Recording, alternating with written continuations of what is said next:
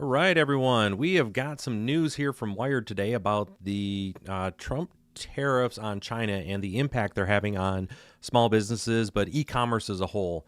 There's a loophole that was closed that is going to have a direct effect on the supply chain and overall costs that we, as consumers, are going to be absorbing now that these issues have come up. So, again, for those that don't know, I'm a business coach that works out of West Michigan, and I hope to earn your subscription today. So let's get right into it here. It's from Wired.com. Links to this article will be in the description, so be sure to check that out. USPS halts all packages from China, sending e-commerce industry into chaos. Again, we're going to get into what the loophole was closed and kind of what that means, but TLDR, right, is that it's going to take longer to inspect all of the packages now that are coming through. There's a loophole that has been closed, and it's going to cause some issues, specifically for our Chinese importers. Now, Temu, I mean, we all know what you're getting when you order from Temu. Right? It's a thing. But they have a ton of sales, and there's a lot of small businesses that they do get certain items from Temu just because of the cost, but that's going to be changing. So as I'm still working through that cold, folks, so I apologize. Got to get a little tea here. Almost done with it until I get the next cold. United States Postal Service has abruptly stopped accepting all packages from Hong Kong and China until further notice, according to International Service Disruption Notice from the USPS. The move comes after China imposed new retaliatory tariffs on U.S. imports, including coal and liquefied natural gas, in response to President Trump's executive order. The owner of a trucking company based in Alberta, Canada, who asks to only use his first name for privacy reasons, tells Wired that 2 of his company's trucks were turned away at the U.S. border in New York and Montana today because they contained packages originally from China. After speaking with the Customs and Border Protection agent in Montana, the company was able to get a third truck into Washington by removing all the packages from China. So they are looking at those bills again. For those that are aware, they're looking at the bills of lading and basically the origin for all of these packages, and they're saying, hey, if they're from here, there's extra work that's got to get done. And this is just part of what we're going to be dealing with during these times of chaos as the transition into the Trump administration takes full effect. He adds that identifying and separating packages from China is an arduous process because the goods that his truck carries usually include thousands of small parcels like DVDs, toys, and video games that come from a variety of places.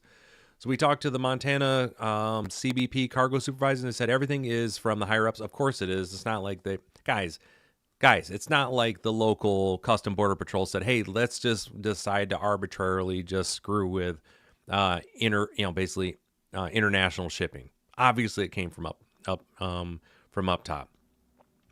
Now we want to take this. So previously, this is with the issue we're getting to. Packages like the ones that Daniel's company often handles could move freely across the border. Trump's executive order, though, not only imposes an additional 10% tariff on goods from China, but also ends a key import tax exemption, one that has enabled the rise of Chinese e-commerce platforms like Temu and Shein. Known as de minimis, the rule waives important duties for small packages valued at less than $800 shipped into the U.S. Originally intended to exempt personal gifts and other items that Americans send home from trips abroad, it has since allowed foreign businesses to more easily sell goods to U.S. consumers without needing to worry about paying taxes. The number of de minimis packages has soared in recent years as the e-commerce market has become more global, making it difficult, if not possible, for Customs and Border Protections to keep track of all the parcels flowing into the U.S. And this is what I wanted to get into. This is the impact. If you think about the number of those packages that are being purchased, a lot of them are from small businesses that are going on to Temu, that are on different e-commerce websites that are making their purchases from abroad. And they're coming in and they're at a lower fee because they didn't have to pay the tariff on that. That is now coming to an end, which is going to absolutely upturn this marketplace. It's going to have a detrimental effect to this.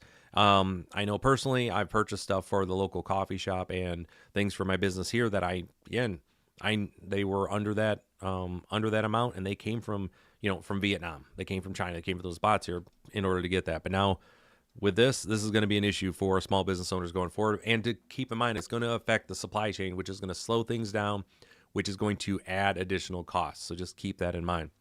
According to the CBP, over 1.36 billion de minimis packages entered the U.S. in fiscal year 2024. That's a tenfold increase from 2015. That amounts to 3.7 million packages per day. All right. That's what I really wanted to get into today with this one, is just for those who are, again, small business owners, understand that the cost of doing business with international suppliers is going to go up, specifically for those items that were under that $800 amount. Now everything coming through is going to have this tariff, is going to have to pay the import fee. That's really what it comes down to. So with that, take a look at your budgets, take a look at what you were planning on buying, and now add 15%. What does that mean for us as consumers? Well, cheap goods are going to slowly go away. The overall cost is going to go up, and we're going to see inflation in those small purchases that we were able to make are now going to go away. And it's going to be the continued erosion of our purchasing power, again, for online, erosion of our purchasing power, not just online, but for the rest of our goods and services that we want to be able to purchase as consumers. Okay, so that's what we have for today. This is a quick one, but I wanted to get this out because this is important. This is going to have a direct effect on all of us in the United States. So with that, hopefully I earned your subscription today. Take care, and I will see you next time.